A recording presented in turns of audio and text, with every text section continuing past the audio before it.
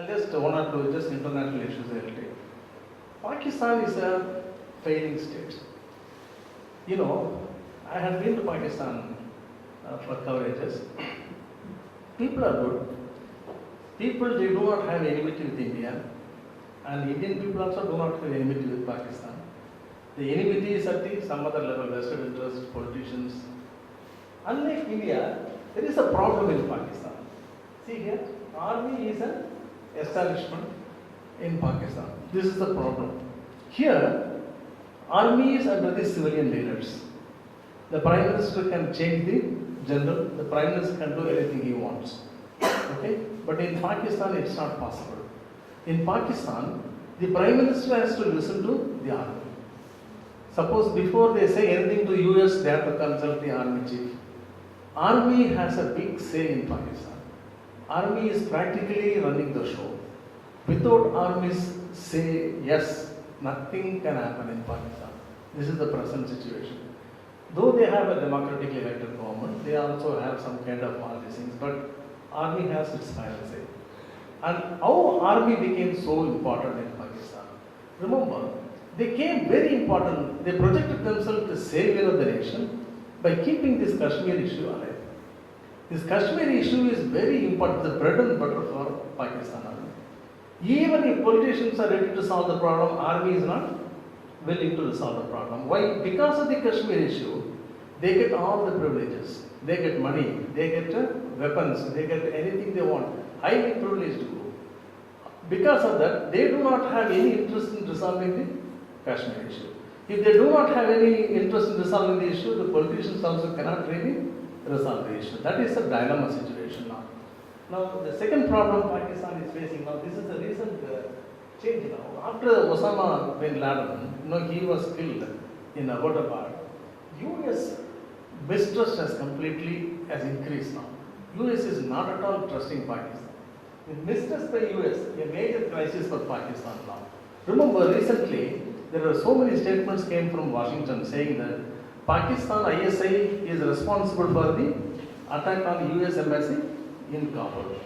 And they said very clearly that there is an Haqqani group. Haqqanis are very popular in Afghanistan, and they are the people who really back up Taliban. They have tie-up with Taliban, and they have a big say in Afghanistan. So Pakistan wanted to be friendly with this Haqqani group because in the Afghan politics they need Haqqanis to work for them. Okay? And because of that, what they do, they support Haqqani group. And this Haqqani group launched a major attack on the US, embassy in Kabul. It is a big confusion at that point now. Now, what US says that we do not trust you now. We do not trust ISI also. So that is a really very sad set of our terrorists trained by ISI are now training their guns against Pakistani rulers. Another problem now. They train terrorists, and the very terrorists are now fighting Pakistani rulers. Now, look at the situation from India's point of view. Please remember, if your neighboring house is burning, it's not a good thing for you. The fire will soon reach your house. If Pakistan collapses, what will happen is the biggest problem what India will face is the refugee problem. There will be millions of refugees run across the country and they will come into you. You do not know how many of them are real refugees, how many of them terrorists you do not know, isn't it? And you cannot stop. International law says you have to provide refuge to the refugees, you cannot throw them out. It will be a very major problem for India if Pakistan collapses. So it is in the interest of India that Pakistan should have a better economy, peace there. A good neighbor, a strong neighbor is also good for us. So India is not destabilizing Pakistan. Pakistani people are really, bluffed by the rulers saying that India is against them. India is not doing that. If India wanted to destabilize Pakistan, they would have done it long time back. But India knows it is not possible. So what is possible now? India is doing only one policy now. I just wanted to share a little bit of what is going behind the scene so that you will understand exactly how India is approaching the Kashmir issue, Pakistanis are approaching the Kashmir issue. The only solution for Kashmir at this point, that is a possible solution, is to make the LOC irrelevant. What is LOC? Line of control. When this line of control came? In 1948. After the partition, thugs, all the armed thugs, raided Jammu Kashmir, because Jammu and Kashmir was under the, this Dr. Karan Singh's father, he was the ruler of Jammu and Kashmir. He did not, sign the accession treaty with India, so he was living separately. So he started shouting, please help me. Then India said, you sign the accession agreement, then we will help you. Then he signed, yes, Jammu and Kashmir belongs to India. He signed the accession agreement. Afterwards, Indian troops flew down to Kashmir and stopped those fellows, armed thugs, and we stopped them at a point. United Nations intervened, and then wherever the Pakistani fellows were there, and we were there, that line was drawn as a LOC. That is a line of control. If you go to China, it is not LOC, it is LAC. It is called line of actual control. Because that ceasefire took place on actual controlling situation. So it is LAC for China and LOC for Pakistan. Now how to resolve the issue? Half of Kashmir and a little bit of Kashmir is with Pakistan and the other part is with us. Now how to solve the problem? Pakistanis cannot give up their side, so also we cannot give up our side. Is that right? That is the position now. So then how to really solve the problem? The solving the problem, only method that is really possible at this point is to make LOC irrelevant. LOC irrelevant means what? If there is a people-to-people contact increases, if there is a travel takes place, visa-less travel comes, and at one point of time this LOC will become irrelevant, isn't it? That is the only possibility now, and that is the approach India is following, Pakistan is also following. That is the reason the bus services started, that is the reason train services started, later on truck services started, and we are now increasing the people-to-people contact. And that is the only possibility to resolve the Kashmir issue. Both have come to the point. Let the future generation resolve the problem. At present, this is the only solution available. I'll come to only one more point, this China's strategy. Chinese, they are good in telling puzzles. They will say like this, smile at you. You will think they have said yes, but they have said opposite. Okay? So, when the Chinese come for dialogue, Indians have to really wait and see for some sign whether the Chinese is happy or not, You can't say whether he is smiling or whether he is, biting his teeth. So, it's a very difficult proposition. And the Chinese fellows, another problem is, Dr. Kissinger, who was the Secretary of State for Richard Nixon, they asked him how to understand the Chinese mind. So he said, if you want to understand the Chinese mind, you should see what chess game they play. Chinese chess, one game they have, The Western chess, you move your coins and finally you capture the king. Okay? That is Western chess. All the coins you move forward, everything, horses, finally you capture the king. But Chinese chess is not like that. They will go round and round, round and round, and they will encircle the enemy. And they will make the enemy doesn't move anywhere, This is Chinese mind. You see any of their foreign policy will encircle. Okay? So that the enemy doesn't have any maneuverability. This is the problem. So they encircled India. How they encircled India? They gave arms and ammunition to Myanmar fellows, and Myanmar was a military regime. They propped up the regime and they encircled India. Okay? That's right. Then they brought in Pakistan, they gave all the arms, ammunition, even atom bomb they gave, and finally they got one patch of land that linked Chinese mainland to the Pakistani land. Okay, they brought the encircle on top of it. Through that, they are now able to reach the Arabian Sea. Imagine Chinese coming to Arabian Sea is otherwise impossible. And in this side, what happened? They went to Sri Lanka.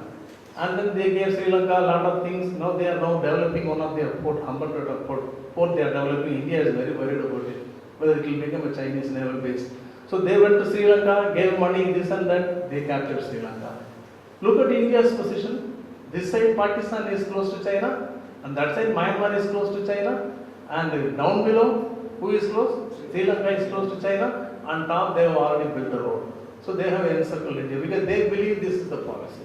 If India does anything, they can either attack from on top, or they can come from this side, or they can come from this side, or the sea side. They think that Sri Lanka will help them. It is an encircling policy.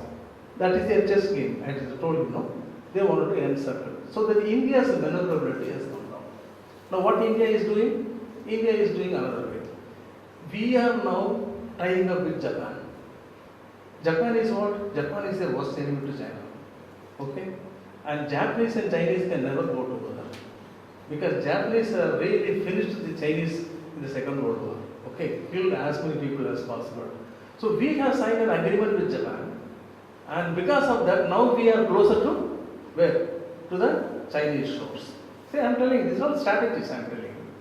And with Myanmar, what we did? Myanmar, we thought this fellow is a cranky fellow, he is not really helping us. So one day we invited him and we showed him Taj Mahal, Jaipur, everything, and he was very happy. Now Myanmar, we are having friendship now. So that at least he won't attack us. So Myanmar we made. And Afghanistan strategically very important place. And because if Afghanistan goes wrong, the whole Central Asia is actually, it's an epicenter for earthquake. So what we do is that southern part we don't have much support. Kandahar and other area, India is not having support. We have support from the northern side. Northern side is closer to Central Asia. Those tribes, they support India. So that is why Pakistanis are very particular that Haqqani group should be propped up. Why? Because Haqqani group is now having their foothold in Kandahar. Kandahar is a very, very strong ground for Taliban also, So that area Pakistan doesn't want to leave. And we wanted to have our share in the northern area so that our influence will be there. Otherwise, what will happen? Tomorrow, Pakistan, if it becomes a very extremely difficult Muslim country, they can export terrorism to India. You see? We want to stop it at some point. So we also want to have check and balances. Balochistan, naturally, they have a natural distaste with Pakistan. They do not want to be with Pakistan. So that really helps India. Though we do not supply arms and ammunition directly, but definitely Balochistan is one area where you can expect support.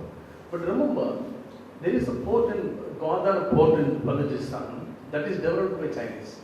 Now why the Chinese chose that port? Why Pakistan gave that port to China to develop? Because Chinese can come directly from Beijing, cross Tibet, cross over the Nepal and come down to Pakistan, and through the Gwadar port they can establish a naval base. If they establish a naval base, that will be the closest naval base to India. You see, we are really very worried about it.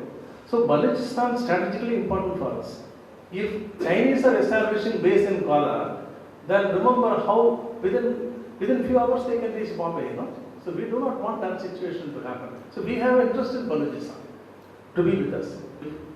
If you do your duty properly, sincerely, and honestly before God, God takes care of your part of it.